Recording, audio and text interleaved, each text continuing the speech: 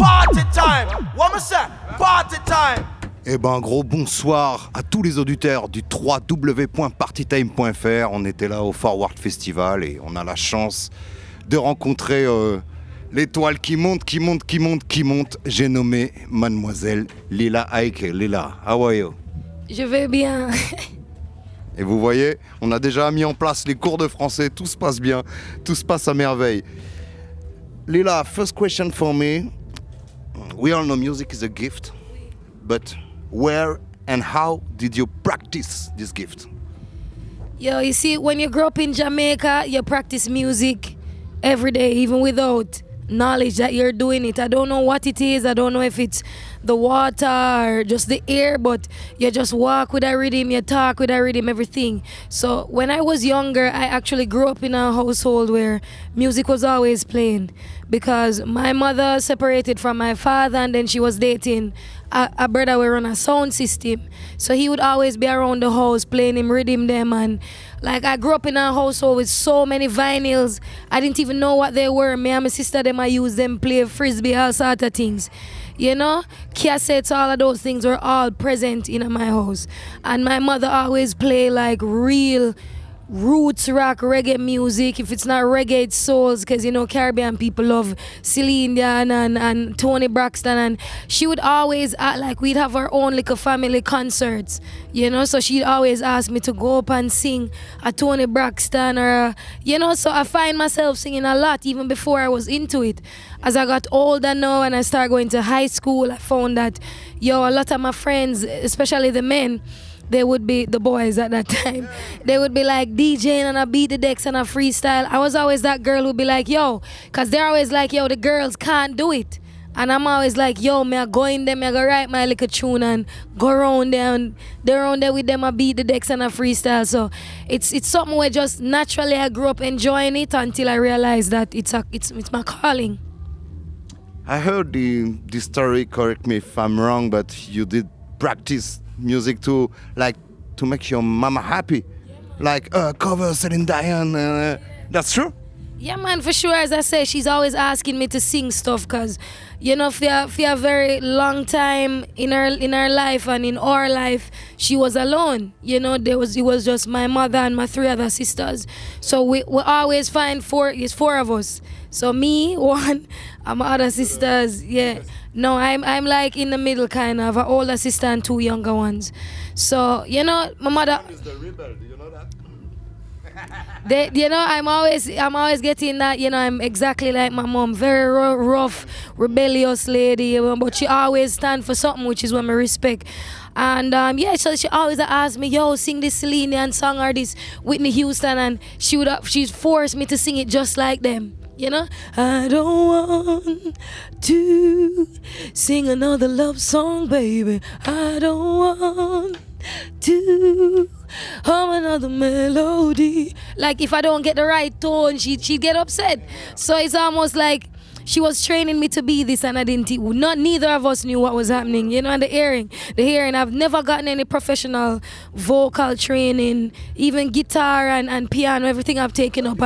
I sat and I taught myself, So music is something I love doing. I'm not just doing it to be famous. I love performing. I love inspiring people. So, yeah, man. And but still about your mom, I love the fact that your first tune, your first kind of break, it was like, I play music too. That's always a worry for the parents. Like your music don't pay, it's gonna be hard for you. And it's like a kind of way to say to your mother, don't worry, I know what I'm doing. Yeah. For sure, especially in Jamaica, every corner you go, somebody's an artist. So it's almost like it's a mediocre thing to come out and say, hey, I want to be an artist. In my heart, I knew ever since I was young, even while she's telling me to do those things, I enjoy doing it. And then I got older and I realized people are telling me, you actually sound really good. When I was in high school, I wrote the graduation song for the entire year. And that's what they sing. And I went on to university. I'm always there. They're always asking me to join the choir and such. So I knew that my mother didn't necessarily understand exactly, what music is, because I was born in the country, which is like the more urban side of Jamaica, you know, the countryside. Not a lot of things happening down there, so everybody wants their child to come out to something good. So you know, my mother is thinking, yo, you need to be a teacher, you need to be a doctor, you need to be a lawyer. You know, every mother in the world. So when I moved out of my mother's house, and even that separation, there was a rough one for a period. She wasn't really dealing with me because she's like, yo, you go against my will and do what you want. But I was going to university. I was actually studying to be a professor, you know? I went to Northern Caribbean University. So I was studying to be a teacher. I realized that my mom was struggling, you know, because she financed me through 2 years, and I realized going into the third year, she was running out of money. It was evident. So I was like, I can't sit down as a grown woman right now. And I put my mother through that. So I say, you know what? I'm going to stop. I'm going to go to Kingston, get a job.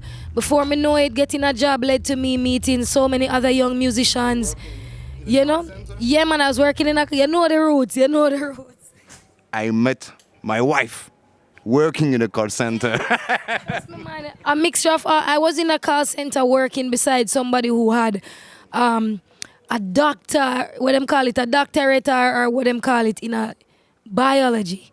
And I'm like, yo, this system is messed up. I'm here, I only at this point have my high school diploma with 2 years at university, and the person sitting next to me has a degree in biology. You know, so I was like, yo, I don't like this place. It's like, literally, this is all I see every day, 4 walls, no sun, no nothing. So I just decided that, yo, the only thing I have left that I would love to do is music. So there's this spot in Jamaica called Jamnesia. Many of the artists where you know, Protege, Chronix, Janine, all of them went out there and practiced live. Every other Saturday it's a freestyle. Musicians play live, and I'd go there every Saturday.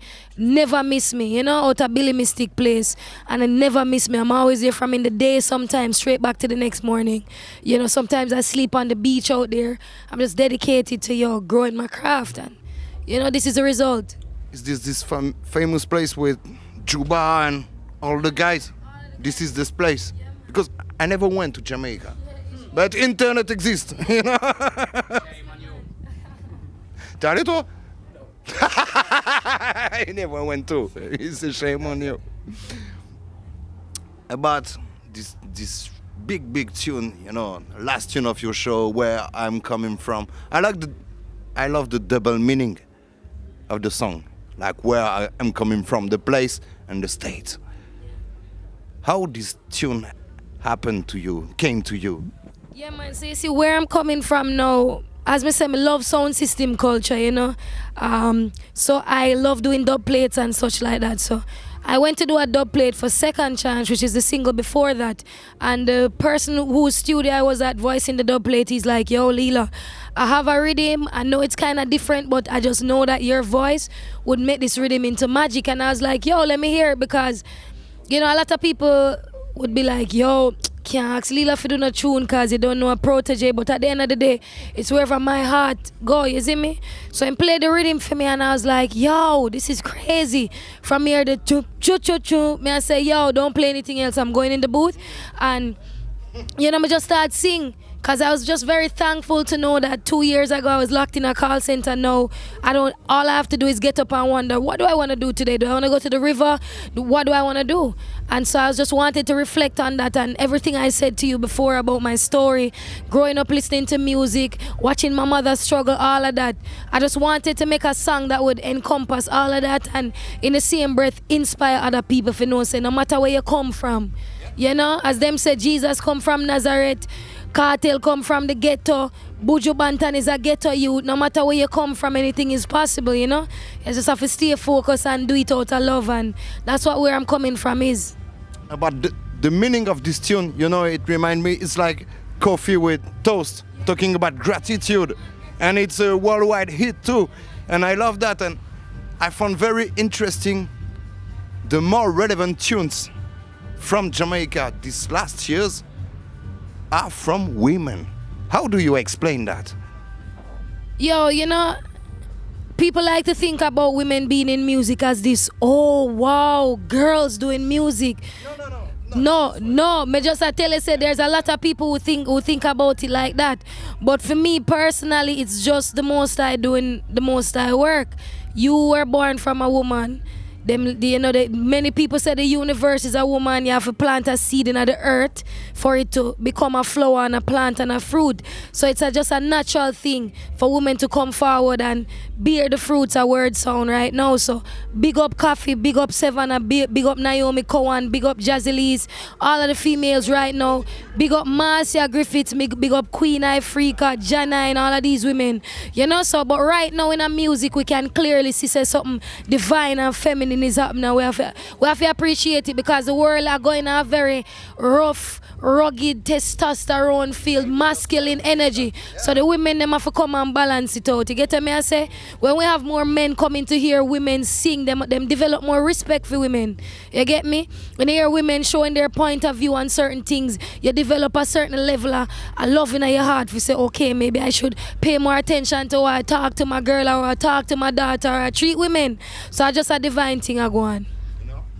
And at the same time, I'm really fed up about this fucking cliche like Jamaican music is hard for women, and you know we need to stop that. We are do the most. I'm sure you can't imagine carrying a life inside of your belly for 9 months. You can't because you don't understand that and you'll never understand it. You get me? I say we still have to go through a lot of things. You know, imagine being a woman having to tour, you don't know our thing different from man. Me have to put on my makeup. Sometimes you have all sorts of things where present itself as a woman because we're emotional beings, but we still battle through all of that and you'd never tell by seeing me on the stage. When a guy can just come and not to disrespect the men them because y'all are looking all nice and beautiful, but you can't get up, take a shower, put on a shirt, put on a pants and a shoes and a good. We have to make sure we hear good, everything. So it's an extra effort to be a woman.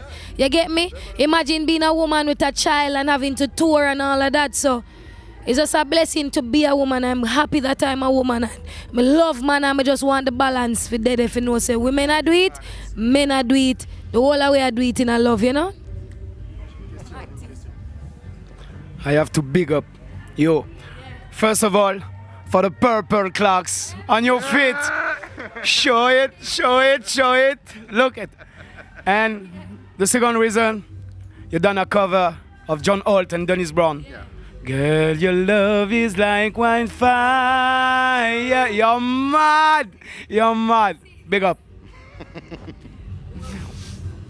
So, we know 4 big tunes. Second European tour. What's next? Yeah, man, what's next? Naturally, everybody asks, where's the album? Where's the EP? All of that are come. Just stay tuned. Have a big, nice, proper blessing announcement for announce soon. All sort of music. We're dabbling into some different sounds and create some different songs.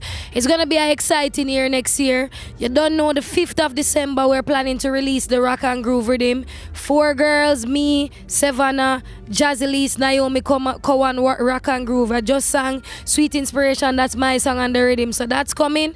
And then January morning, bright and early, you don't know, new music, new vibe, here things. Lila Ike Say So, vous étiez bien sur les ondes du www.partytime.fr, vous avez vu, la sœur avait des choses à vous dire. Big up!